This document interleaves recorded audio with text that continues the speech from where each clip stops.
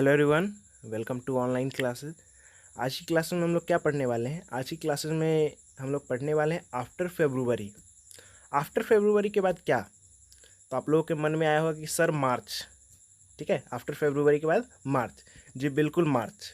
लेकिन हम लोग इस टॉपिक में क्या पढ़ेंगे बेसिकली कि हमने देखा था प्रीवियस क्लासेज में कि जो फेब्रुवरी रेवोल्यूशन हुई थी तो रसिया में बहुत सारी चीज़ें चेंज हुई थी। सबसे मेजर चेंजेज हुई थी कि एक तरह से मोनार्की जो थी, मोनार्कियल रूल खत्म हो गई थी। एक तरह से जो मोनार्कियल रूल चली आ रही थी, हमने देखा था कि एक पूरा का पूरा रशियन एम्पायर चला रहा था जहाँ पर सार निकोलस टू रूल कर रहे थे।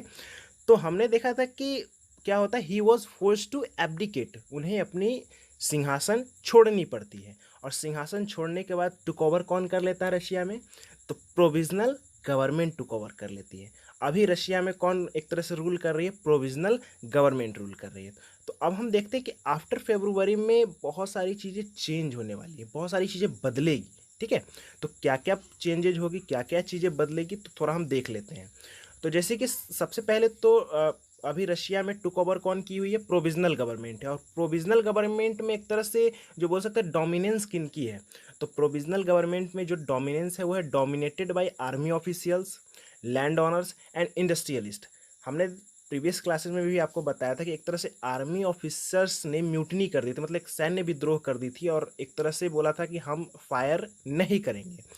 तो इस तरह से आर्मी ऑफिशियल्स भी एक इम्पॉर्टेंट रोल प्ले कर रहे थे और उनके द्वारा डोमिनेंस किया जा रहा था प्रोविजनल गवर्नमेंट में। उसके अलावा लैंड ओनर्स थे और इंडस्ट्रियलिस्ट थे।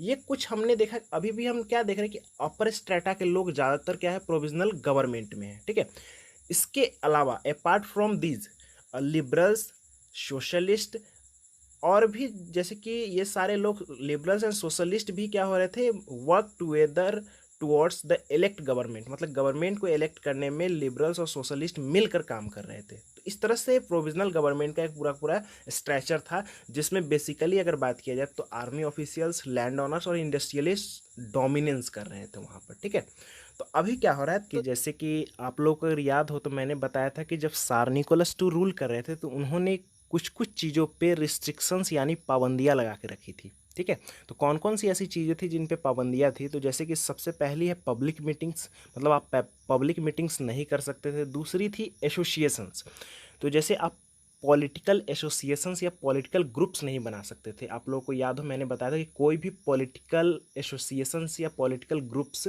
रसिया में पूरी तरह से इलीगल थी, वहाँ पर नहीं बनाया जा सकता था। तो इस तरह से इन सारी चीज़ों पे पाबंदियाँ थी। लेकिन जैसे ही प्रोविजनल गवर्नमेंट आई और मोनार्कियल रूल खत्म हुई तो इन सारी चीज़ों से क्या हो गई, रिस्ट्रिक्शंस हटा ली गई। तो जैसे कि यहाँ पर पॉइंट्स है कि restrictions on public meeting and associations were removed. तो जितनी भी पब्लिक मीटिंग पर रिस्ट्रिक्शंस थी या जितने भी पॉलिटिकल ग्रुप्स या पॉलिटिकल एसोसिएशन बनाने पर रिस्ट्रिक्शंस लगाई गई थी, वो सारी पूरी तरह से हटा ली गई। अब इसके कारण क्या होता है? तो इसके कारण जैसे कि Soviets like Petrograd Soviet were formed everywhere. तो जैसे कि प्रीवियस क्लासेज में हमने देखा था कि पेट्रोगार्ड सोवियत बनी थी, एक एसोसिएशन बनाई गई थी, एक संस्था बनाई गई थी। तो उसी तरह से पेट्रोगार्ड सोवियत के जैसे बहुत सारे जगह पर अलग अलग पॉलिटिकल ग्रुप्स, पॉलिटिकल एसोसिएशन बनने लगी थी अपनी बातों को एक्सप्रेस करने के लिए। और सभी जगह लग एवरीवेयर जो कि एक ग्रुप्स बनने लगी, एक सोवियत बनने लगी, पॉलिटिकल ग्रुप्स बनने लगी, जैसे कि पेट्रोगार्ड सोवियत बनी थी। इससे लोग अपनी अपनी पॉइंट्स व्यू, एक तरह से व्यू को एक्सप्रेस करने लगे इसके जरिए। ठीक है, इतने में क्या होता है, इतने में इन अप्रैल 1917 द बोल्शेविक लीडर, जैसे कि देखिए फेब्रुवरी, मार्च, अप्रैल, जैसे मार्च खत्म होता है तो उसके बाद अप्रैल में क्या होता है कि इन अप्रैल 1917 the Bolshevik leader Vladimir return from exile. इतने में 1917 अप्रैल 1917 में बोल्शेविक लीडर व्लादिमीर लेनिन क्या होते हैं, एक्साइल, एक्साइल से रिटर्न आते हैं, रिटर्न होते हैं। तो एक्साइल क्या होता है मैंने आपको बताता हूँ मैं। देखिए, जब सार निकोलस टू रूल कर रहे थे तो उन्होंने बोला था कि जितने भी पब्लिक एसोसिएशंस है या जितने भी इस तरह से ग्रुप्स हैं उन वो इलीगल होंगे, और जो उनको रिप्रेजेंट कर रहे हैं या लोगों को भड़का रहे हैं उन सारे लोगों को पकड़ के क्या करो, एक तरह से बंदी बना लिया जाए।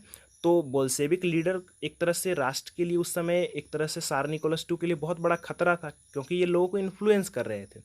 तो इनको बोल दिया गया कि इन्हें क्या करो, इनको पकड़ के और बंदी बना लिया जाए। तो इसके कारण ये क्या करते थे, छुपते थे दूसरे देशों में, मतलब देश से दूसरे देश में चले गए थे। इट मीन्स कि सर्बिया में या कहीं और, रशिया से बाहर ही रहते थे। इसलिए क्योंकि इनको डर था कि कहीं सार निकोलस टू इनको पकड़ के बंदी ना बना ले, तो इसलिए एक तरह से देश निकाला, मतलब एक्साइल मतलब होता है देश निकाला, ठीक है। तो जैसे ही सार निकोलस टू का रूल खत्म हुआ, तो ये जो एक्साइल था या देश निकाला था, देश से बाहर जो घूम रहे थे, तो अब वो क्या हो गए, वो कंट्री में रिटर्न आते हैं, रशिया में रिटर्न होते हैं, ठीक है। अब रिटर्न होते ही 1917 अप्रैल में ये आते हैं व्लादिमीर लेनिन, और आते ही इनका मानना क्या था, ये सबसे पहले तो ये सोचते हैं कि he believe that it was time for Soviet to take over power. तो ये सबसे पहले आते ही कहते हैं कि अब जो समय है, ठीक है, बहुत अच्छे से राजा हट गया, बहुत अच्छी बात है, ठीक है, सार निकोलस टू एब्डिकेट कर दिया, उस सिचुएशन में प्रोविजनल गवर्नमेंट ने रूल किया, बहुत अच्छी बात है, ठीक है, प्रोविजनल गवर्नमेंट ने सब चीज़ों को संभाला। लेकिन अब जो समय है, अब जो समय आ गया है, तो वो वहाँ पर क्या होना चाहिए, ऐसी सोच है कि क्या करनी चाहिए अब, सोवियत्स जितने हैं, जैसे कि अलग अलग ग्रुप्स हैं, ठीक है, कार्ल मार्क्स की आइडियोलॉजी याद कीजिए, उन्होंने क्या बोला था कि ऐसी सोसाइटी होनी चाहिए, ऐसी एक तरह से बोल सकते हैं उनकी जो आइडियोलॉजी है, कम्युनिस्ट सोसाइटी होनी चाहिए, जहाँ पर सभी क्या हो, सोसाइटी में अपने अपने हिसाब से रूल करेंगे, पूरी सोसाइटी रूल करेगी, पूरी सोसाइटी कंट्रोल कर लेगी, और जहाँ पर गवर्नमेंट की ज़रूरत भी नहीं होगी। तो यही वाली आइडियोलॉजी ये दे रहे हैं, ये ऐसा बोल रहे हैं कि क्या होना चाहिए, अब समय ऐसा आ गया है कि जितनी भी सोवियत्स है, वो सोवियत्स पावर को क्या कर ले, टेक ओवर कर ले, और अपने हिसाब से रूल करे पूरे कंट्री में या रशिया में, ठीक है।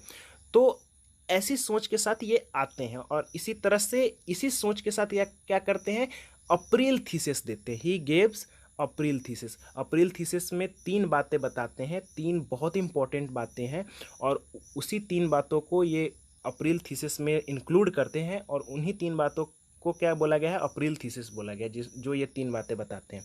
अब यहाँ पर व्हाट एंड वाई, मतलब कि वो वहाँ पर क्वेश्चन यही बनता है कि अप्रैल थीसिस में पहली बात तो क्या दिए थे, और अप्रैल थीसिस क्यों है, मतलब क्या इसमें दिए थे, और इनकी मतलब क्या ऐसा दिए थे, क्या इंपॉर्टेंस है इसकी, ठीक है। तो ये बहुत इंपॉर्टेंट क्वेश्चन बन जाता है इस पर direct, what is the importance and April thesis, या what is the important argument given by Vladimir Lenin in April thesis, क्या इंपॉर्टेंट आर्गूमेंट दी गई थी अप्रैल थीसिस में व्लादिमीर लेनिन के द्वारा। तो ये एक स्पेसिफिक टॉपिक हम लोगों की हो जाएगी अप्रैल थीसिस, इसमें मैं कुछ बातों को एक्सप्लेन करूंगा, क्या क्या इसमें इन्होंने व्लादिमीर लेनिन ने 3 बातें बताई थी अप्रैल थीसिस के द्वारा, ठीक है। तो यहाँ तक आप लोगों को अगर कोई डाउट्स हो तो आप मुझसे पूछेंगे, ठीक है। यहाँ तक आप लोगों का एक आफ्टर फरवरी वाला जो सेक्शन है वो कंप्लीट हुआ है, और इसमें एक छोटा सा बचा हुआ टॉपिक वो अप्रैल थीसिस में अच्छे से समझा दूंगा, बहुत इंपॉर्टेंट है। चलिए, थैंक यू सो मच।